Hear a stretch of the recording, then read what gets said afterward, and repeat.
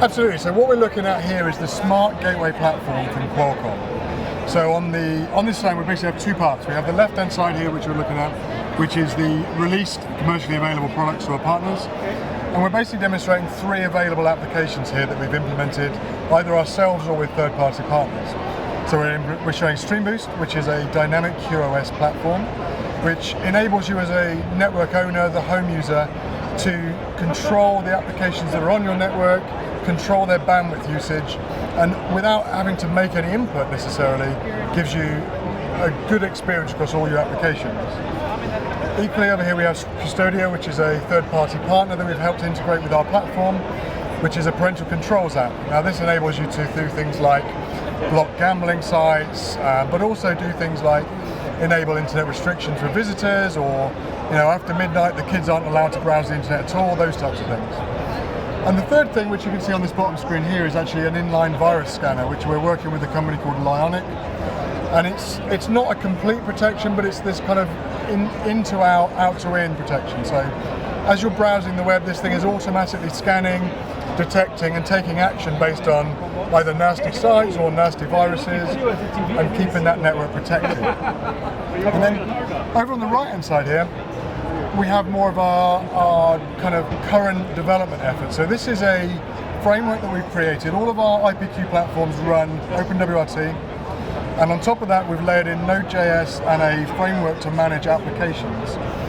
And basically what you can do is you can download new capabilities to the gateway. So on the left hand side with the pre-integrated stuff, it's something we've had to work directly with partners. It's not really a scalable model to get tens or hundreds of applications, let alone anything more than that. So the framework example here is so that partners, developers, hobbyists, companies, they can develop API to our APIs, download new capabilities to the device, and basically enrich the feature set that you can do. So, for example, behind me here, I have a smart gateway, I have a all-join LifeX light bulb, I have a Nest thermostat, I have a speaker, I have a very hastily constructed Arduino board with a Wi-Fi switch on it. And basically here, the switch itself doesn't know what it is other than a switch. It says I'm on, I'm off. The gateway knows how to control an all-join light bulb. So the rule system around the framework says when the switch is on, turn the lights on. So if I turn the switch on, the lights come on. But importantly, they're talking completely different protocols. They're not even aware that each other are on the network in any way, shape or form. Equally we can do things like put rules around sound, rules around home security. One example I've been using today is around the Christmas lights, whereby if there's no phones on your home network, the Christmas lights are off.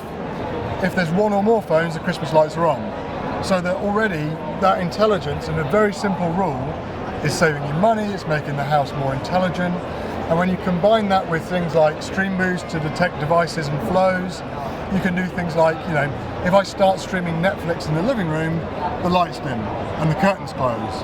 And if I'm not at home for more than 2 hours and the garage door is still open, it can close it automatically and turn the thermostat down. Those types of very simple rules start to add intelligence and value to the platform, but you don't actually need some very complicated software to do it, you just need a framework for developers to work in. And particularly for the kind of slew of Kickstarter type switches or projects, this kind of enabler gives you a very easy way to do these types of things.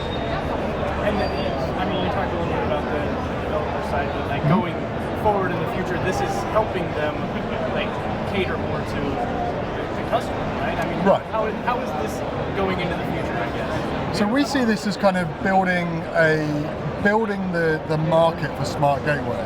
Why would people go and buy a $200 gateway versus a $50 gateway? And the reason is it has more capabilities, it has more power, it has more memory, but you've got to do something with that. And we're catering from the kind of individual developers right up through hopefully companies like Nest and LifeX.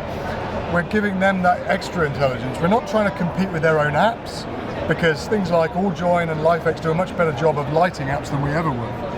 But we're trying to add that interoperability such that from a user what you want to do is say, I have all my lights. I don't really care whether they're AllJoyn or HomeKit or whatever they are, you just have lights. And so you want to enable that control, but also add the intelligence, maybe add some learning capability. And then going forward, we're not saying that we've thought of all the use cases here. There are all kinds of health, assisted living, security, gaming. The gateway is now this always-on platform in the home, where the PC used to be that. And now with tablets and phones, everything's a lot more transient in the home network. And so the gateway is this ever-present compute device. And with a dual-core CPU in it and plenty of memory and some network storage, it's really capable of doing pretty much anything. And it already has connection to the cloud and the internet. It already talks to all your devices in the home. And so it's perfectly placed to kind of pull these things together. Perfect.